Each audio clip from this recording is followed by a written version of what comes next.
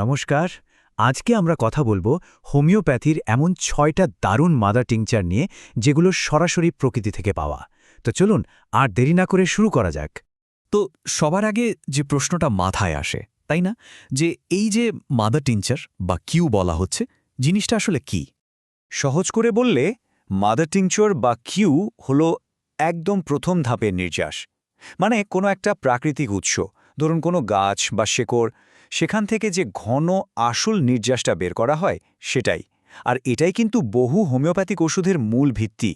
তবে বিস্তারিত আলোচনার আগে একটা সবচেয়ে জরুরি কথা বলে নিই। দেখুন, স্লাইডেও বলা আছে, আর এটা বারবার মনে রাখা দরকার। এই ধরনের যে কোনো ওষুধ ব্যবহারের আগে একজন ডাক্তারের পরামর্শ নেওয়াটা কিন্তু মাস্ট। এটাই সবচেয়ে নিরাপদ। আচ্ছা, তাহলে চলুন আমাদের প্রথম ভাগে যাই। এখানে আমরা দেখব হজম বা পাচনতন্ত্রের সমস্যায় কাজে লাগে এমন দুটো খুব দরকারি ঔষধ। আমাদের লিস্টের প্রথমটা হল কুরচিকিউ। এটা আমাদের খুব চেনা একটা গাছ, কুরচি গাছ। সেটার ছাল থেকে তৈরি করা হয়। এর প্রধান কাজটা হল আমাদের ইন্টেস্টাইন আর পুরো ডাইজেস্টিভ সিস্টেমের ওপর। যেমন ধরুন আমাশা মানে ডিসেন্ট্রি বা অনেক দিনের পুরনো ডায়রিয়া, আইবিএস, এমনকি পেটের নানা রকম ইনফেকশনেও এটা দারুণ কাজ করে। সাধারণভাবে এর ডোজ বলা হয় ৫ থেকে ১০ ফোঁটা, দিনে ২ থেকে ৩ বার। কিন্তু আবারও বলছি, এটা শুধু একটা সাধারণ ধারণা। কার জন্য কতটা ডোজ লাগবে সেটা কিন্তু তার বয়স, অবস্থা সবকিছুর উপর নির্ভর করে। তাই ফাইনাল কথাটা কিন্তু ডাক্তারই বলবেন। হজমের সমস্যার জন্য আমাদের দ্বিতীয় যে ওষুধটা, সেটার নাম হল হাইড্রাস্টিস ক্যানাডেন্সিস। এটা গোল্ডেন সিল নামের একটা গাছ থেকে তৈরি হয়। এই ওষুধটার প্রধান কাজ হল মিউকাস মেমব্রেন বা শ্লেষ্মা ঝিল্লির উপর। আর এর ব্যবহার কিন্তু অনেক দিকে ছড়ানো। মানে পুরনো সর্দি কাশি, গ্যাস্ট্রিকের সমস্যা, কোষ্ঠকাঠিন্য, লিভারের দুর্বলতা, এমনকি মুখে ঘা বা লিউকোরিয়ার মতো সমস্যাতেও এটা ব্যবহার করা হয়। এর একটা সাধারণ ডোজ হল ১০ থেকে ১৫ ফোঁটা, দিনে ২-৩ বার। আর এটা সাধারণত অল্প জলে মিশিয়ে খাওয়ার আগে নিতে বলা হয়। আচ্ছা, হজমের ব্যাপার তো গেল। চলুন এবার পরের সেকশনে যাই। এখানে আমরা দেখব ত্বক আর শ্বাসনালীর সমস্যায় কোন দুটো টিংচার দারুণ কাজের। এই সেকশনের প্রথম ওষুধটার নাম হয়তো অনেকেই চেনেন, কারণ এটা থানকুনি পাতা থেকে তৈরি হয়। এর নাম হাইড্রোকোটাইল এশিয়াটিকা। মজার ব্যাপার হলো, এটা শুধু ত্বকের ওপরই কাজ করে না, আমাদের নার্ভাস সিস্টেম বা স্নায়ুতন্ত্রের ওপরেও এর দারুণ প্রভাব আছে। একদিকে যেমন একজিমা, সোরিয়াসিস বা ত্বকের চুলকানিতে কাজ দেয়, তেমনি অন্যদিকে স্মৃতিশক্তি কমে গেলে বা ডিপ্রেশনের মতো সমস্যাতেও এটা ব্যবহার করা হয়।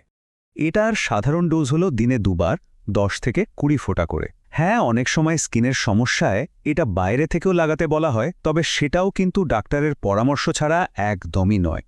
এবার একটা অন্যরকম সোর্স থেকে তৈরি ঔষধের কথা বলবো, লেমনা মাইনার। এটা আসে ডাকউইড নামের একটা জলজ উদ্ভিদ থেকে। এর প্রধান টার্গেট হল আমাদের নাক আর শ্বাসনালী, মানে যাদের প্রায় নাক বন্ধ থাকে বা নাকে পলিপ হয়েছে, পুরনো সাইনাসের সমস্যা, এমনকি যারা ঠিকমতো গন্ধ পাচ্ছেন না, এই সব ক্ষেত্রে এটা খুব ভালো কাজ করে। এই ঔষধটার সাধারণ ডোজ হচ্ছে দিনে ২ বার, ১০ থেকে ১৫ ফোঁটা। আর যেহেতু এগুলো সাধারণত পুরনো বা ক্রনিক সমস্যায় ব্যবহার হয়, তাই বুঝতেই পারছেন এটা কিছুদিন ধৈর্য ধরে ব্যবহার করতে হতে পারে। তো আমরা চলে এসেছি আমাদের একদম শেষ পর্বে। এখানে আমরা কথা বলবো শারীরিক শক্তি বাড়ানো আর কিছু বিশেষ কন্ডিশনের জন্য ব্যবহৃত দুটো টিংচার নিয়ে। এখানে প্রথমটাই হলো লেসিথিন কিউ। এর সোর্স কিন্তু আমাদের খুব চেনা, ডিমের কুসুম আর সয়া। এর মূল কাজ হল আমাদের নার্ভাস সিস্টেমকে পুষ্টি দেয়া, অনেকটা টনিকের মতো।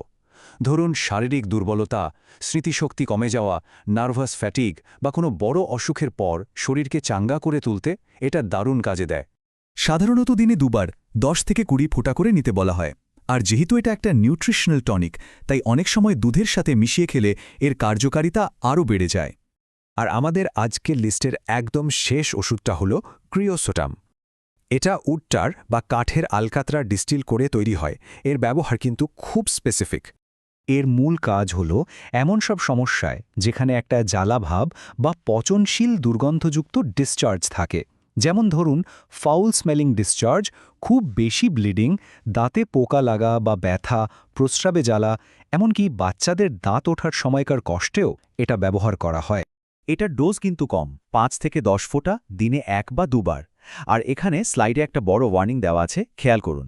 এই ওষুধটা কোনোভাবেই বেশি ডোজে ব্যবহার করা যাবে না, এটা খুব জরুরি। তো এই ছিল আমাদের 6টা মাদার টিংচার। চলুন শেষ করার আগে পুরো আলোচনা থেকে সবচেয়ে জরুরি কয়েকটা পয়েন্ট একবার দেখে নিই। তাহলে আমরা কি দেখলাম? দেখলাম যে প্রকৃতিতেই কিন্তু অনেক সমস্যার সমাধান লুকিয়ে আছে। প্রত্যেকটা টিংচারের কাজ আলাদা, ব্যবহার আলাদা, আর যে ডোজগুলো বলা হলো সেগুলো শুধুই একটা গাইডলাইন। সবচেয়ে বড় কথা যেটা বারবার বলছি, নিরাপদ থাকতে হলে ডাক্তারের পরামর্শের কোনো বিকল্প নেই। তাই শেষ করার আগে এই প্রশ্নটাই আবার ভাবার জন্য রেখে গেলাম। প্রকৃতি আমাদের হাতে এত দারুণ সব সমাধান তুলে দিচ্ছে, কিন্তু সেগুলোর সঠিক আর নিরাপদ ব্যবহার আমরা নিশ্চিত করব কিভাবে? উত্তরটা একটাই, বিশেষজ্ঞের পরামর্শ আর সঠিক তথ্যের মাধ্যমে। ধন্যবাদ।